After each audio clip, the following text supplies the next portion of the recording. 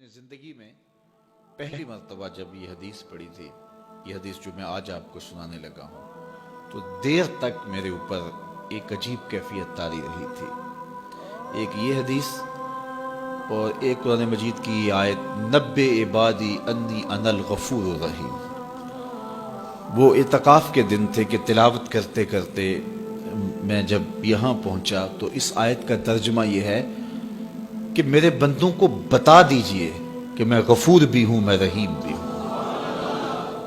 تو پتہ نہیں میرے اوپر کیا کیفیت وارد ہو گئی، اس آیت کا کوئی ایسا نورانی عکس پڑا تو میں قرآن مجید لے کے ایک ایک حجرہ اعتکاف میں جاتا تھا، اور عجیب آنکھوں میں آنسو اور بدن پہ ایک راشے کی سی کیفیت، اور ایک کو کہتا تھا یہ تمہارے رب کا قرآن ہے کہ اللہ فرماتا ہے بتا دو بندوں کو کہ میں غفور بھی ہوں، میں رحیم بھی ہوں۔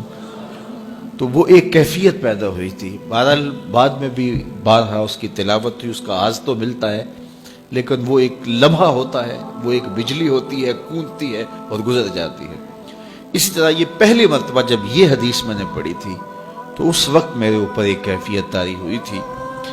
تو آج میرے مضمون میں یہ حدیث دوبارہ آ گئی اور میں یہ بارہا اپنے سامعین کو سنا چکا ہوں، اور یہ ایک ایسی واردات تھی اچانک جو صحابہ کے اوپر ہوئی، ان کی قلبی واردات کہ صحابہ کھڑے تھے، حضور اچانک تشریف لائے اور فرماتے ہیں کہ کیا تم اس بات کی گواہی نہیں دیتے کہ اللہ کے علاوہ کوئی معبود نہیں اور میں اس کا رسول ہوں؟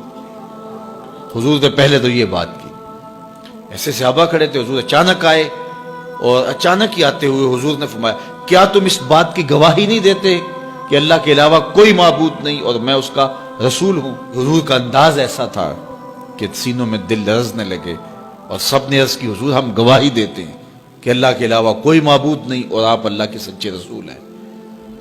تو جب انہوں نے یہ بات کہی قال، تو حضور نے ارشاد فرمایا یہ قرآن ہے، اس کا ایک سرا تمہارے رب کے ہاتھ میں ہے، دوسرا سرا تمہارے ہاتھ میں ہے۔ یہ وہ اللہ کی لٹکتی ہوئی رسی ہے جس کا ایک سرا تمہارے رب کے ہاتھ میں ہے اور اس کا ایک سرا تمہارے ہاتھ میں ہے، اس کو مضبوطی سے پکڑ لو، مضبوطی سے پکڑ لو۔ دیکھیے یہ کیسا ایک تصور ہے اس کی معنویت کہ اچانک حضور نے آ کے کہا گواہی دیتے ہو کہ میں اللہ کا سچا رسول ہوں، مطلب کیا جو میں کہوں گا وہ سچ ہی ہوگا جب تمہیں یہ گواہی ہے؟ تو انہوں نے کہا کہ ہم گواہی دیتے ہیں۔ کیوں نہیں ہم گواہی دیں گے، آپ اللہ کے سچے رسول ہیں۔ تو فرمایا سنو، یہ قرآن جو ہے یہ اللہ کی وہ لٹکتی ہوئی رسی ہے جس کا ایک سرا تمہارے رب کے دستے قدرت میں ہے اور دوسرا سرا تمہارے ہاتھ میں ہے، اس کو مضبوطی سے پکڑ لو، اس کو چھوڑنا نہ۔ اگر تم اس کو مضبوطی کے ساتھ پکڑو گے تو تم کبھی بھی گمراہ نہیں ہوگے، اس کتاب کو تھام لو گے تو کبھی بھی گمراہ نہیں ہوگے۔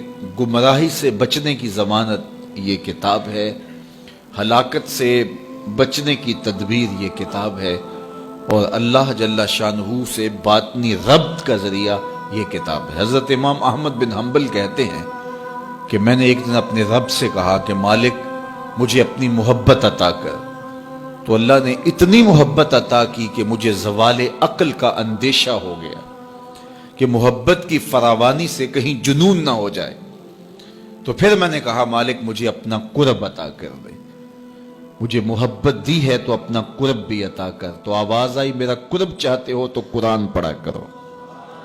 تو یہ اللہ کے قرب کی ضمانت ہے، اس کو مضبوطی سے پکڑ لو، اچھی طرح سے تھام لو، کبھی بھی گمراہ